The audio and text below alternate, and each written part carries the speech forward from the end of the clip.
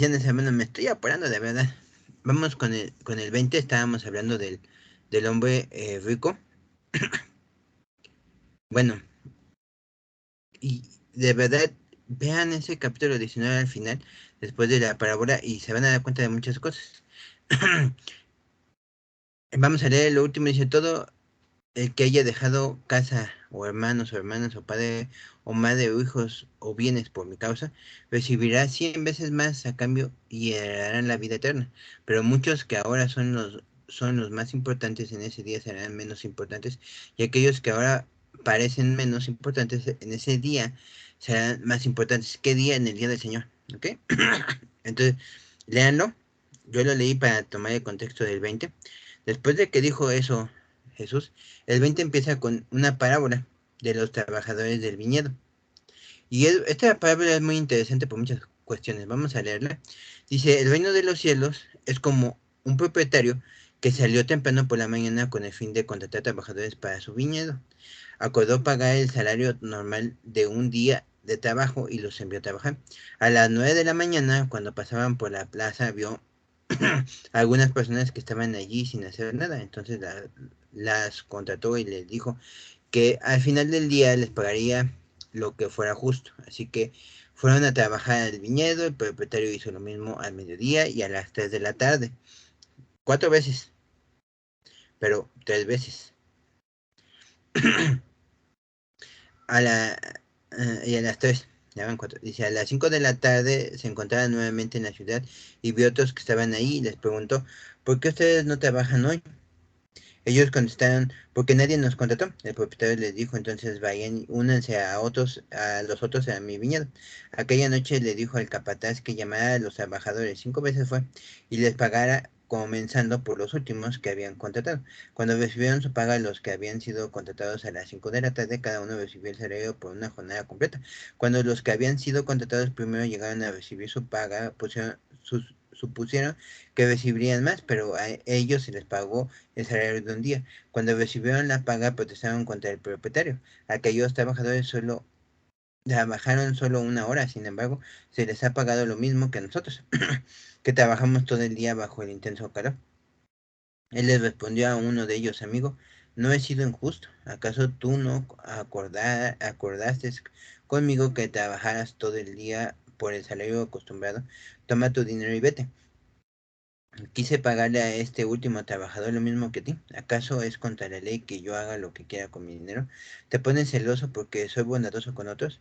Así que los que ahora son últimos, ese día serán los primeros y los primeros serán los últimos. Y les digo que es muy interesante este capítulo porque fíjense, al principio, no dice la hora, pero recordemos que el día para los judíos termina a las 6 de la tarde y empieza a esa hora. O sea, a las 6 de la tarde termina y a las 6 creo que de la mañana empieza. Algo así. No me hagan mucho caso. Pero no es como ahorita, que a la medianoche se termina el día, no. Para ellos era a las 6. Entonces, cuando empezaron su labor, es como tú vas a trabajar 8 horas, ¿no? Diarias. Y no sé, a las 8 o 9 de la mañana. Supongamos a las 8 de la mañana y sales a las 6 de la tarde, ¿no? Para este caso. Entonces, a las 8 los que ya estaban contratados empiezan a trabajar. Después, al mediodía, sale el jefe. ¿Sí es el mediodía? O eh, ya ven. Acordó pagar el salario de un día de trabajar y los envió a trabajar. Ajá. Entonces, primero, luego a las 9 de la mañana salió a buscar más trabajadores. A las 9 de la mañana. Después, y ahí al principio dijo, acordó pagarles el salario de un solo día a los primeros. Después a las 9, al mediodía, a las 3, a las 12, a las 3 y a las 5, una hora antes de que terminara tu trabajo, porque tú terminas a las 6 de la tarde. Entonces, 5 veces fue, 5 veces fue a buscar, ¿no? Entonces, cuando les va a pagar, le dice al último, trae al último, al último que vino a trabajar. Es como tú vienes a trabajar y tú ya estás contratado, vienes a trabajar y llega, ¿no? Empiezan a llegar a las 9 otros, a las 12 otros, a las 5 otros, a las 3 otros. Entonces, cuando tú piensas tú, porque ese es el pensar de todos nosotros, que Dios, porque ya tienes, porque naciste en cuna cristiana o porque tienes 7 años o 20 años en el Evangelio, Dios es mejor contigo y te va a pagar más, ¿no? Cuando Él acordó pagarte un día de salario, a todos acordó lo mismo, porque es lo justo. No es tu justicia, no es lo que tú quieres y no es lo que Jesús le parece justo. Entonces, ya le pagó, ¿no? Y entonces ellos protestan porque primero les paga a los que llegaron una hora antes de que se acabara todo y le paga lo mismo. Y entonces los primeros que acordó el salario con ellos y todo, ya habían acordado una paga, ¿no? Bueno, les paga. Y entonces ellos empiezan a decir, oye, pues si yo trabajé un montón, trabajé toda la jornada y él una hora, y resulta que este señor, este joven, se llevó todo. Pues, ¿qué pacho? ¿No? Pues, ¿qué onda? Y entonces tú te das cuenta de que estas personas que ya habían pactado con él se habían enojado porque Jesús les da lo mismo a otros que llegaron una hora antes de que se acabara el trabajo. Digamos, proféticamente antes de que Dios viniera, una hora antes se pueden salvar. Y esos que salvaron tienen lo mismo que tú. Pero la otra reflexión es, Jesús, bueno, aquí este señor del viñedo dijo, tengan primero a los últimos. Y al final les pagó a los primeros. ¿Por qué? Yo creo que es porque los primeros estaban como muy contentos y necesitaban más el dinero que los otros que ya eran como pues sus trabajadores, ¿no? Y a todos les pagó lo mismo y los demás dijeron, pues es que no puede ser, yo trabajé todo el tiempo, ¿no? De 8 a 6 y el señor y el dueño les paga lo mismo a todos. Por eso el señor después le dice, si tú crees que yo no puedo hacer con lo que yo tengo, con mi dinero, lo que yo quiero, pues el problema es tuyo, ¿no? O sea, si él hubiera quitado del salario de los primeros para darle a los últimos, entonces yo creo que no era justo. Pero si el dueño, tú, por ejemplo, tú contratas a alguien que trabaja desde las 7 de la mañana hasta las 6 y concuerdas con ellos, por ejemplo, pagarles 500 pesos ese día y sales a las 9 y ves a otros, ay, métanse, te pago 500, ¿sí? A las 12 métanse, a las 3 métanse, y a las 5 sales. Aquí no, ya no los estaba buscando porque a las 9 los primeros son trabajadores de él, a las 9 del mediodía, a las 5 sale a buscar. Pero ya a las 9 a las 12 y a las 3 a las 5 él está paseando, él está caminando y ve a alguien.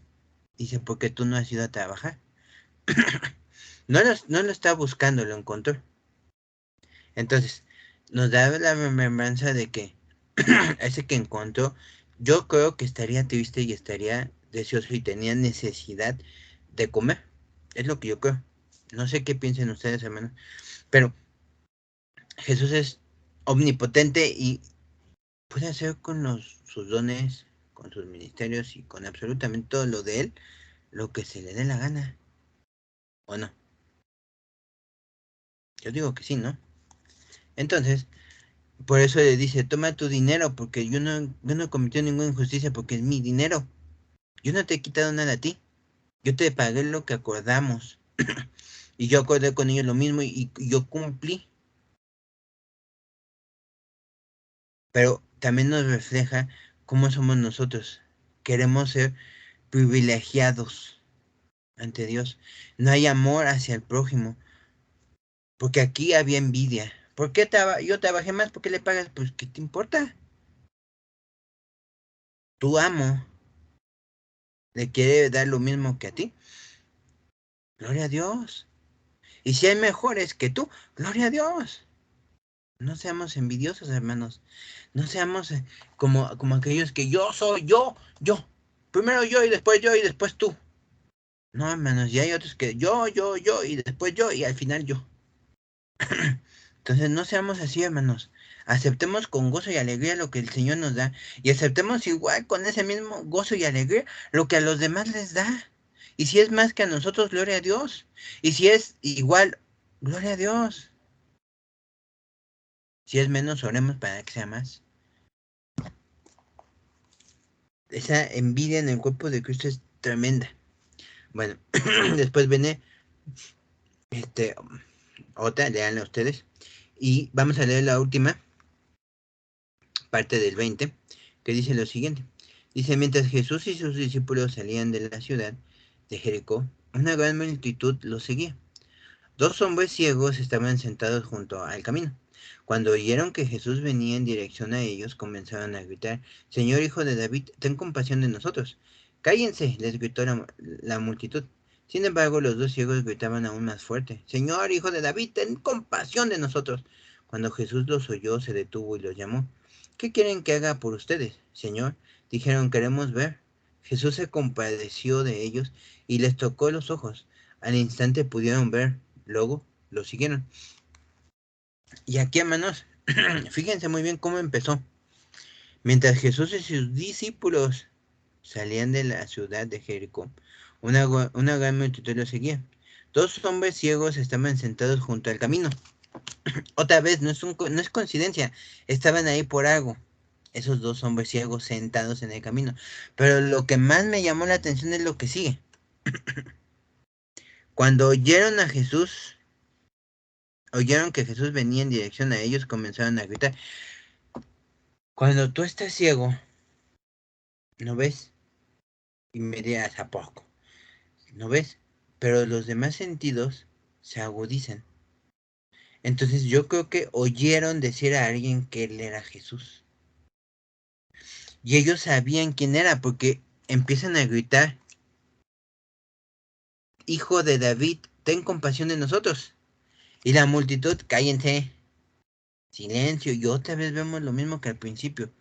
La envidia de la gente. ¿Por qué la gente, si ellos están clamando, si ellos están diciendo Hijo de David, por qué la gente no le dice, oye Jesús, te están llamando? Deténganse, tráiganlos, ¿qué les pasa? Y sus discípulos igual, porque eran Jesús y sus discípulos saliendo.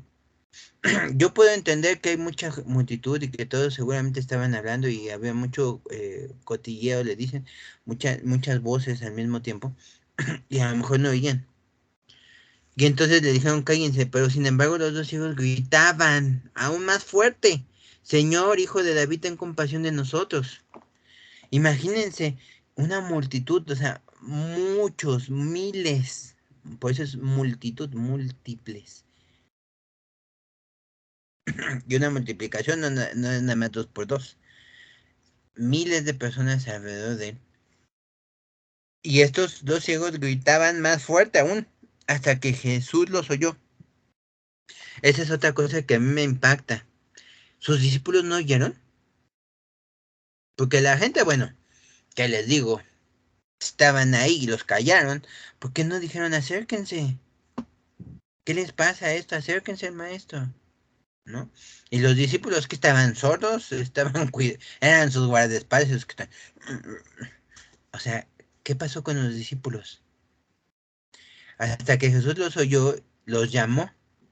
Y fíjense la respuesta de Jesús, los llamó.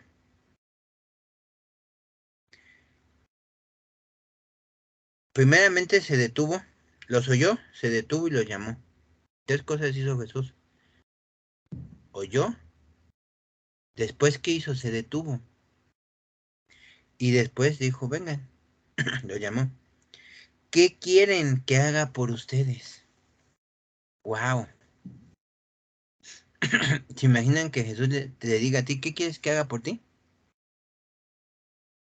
Y se detenga a oírte.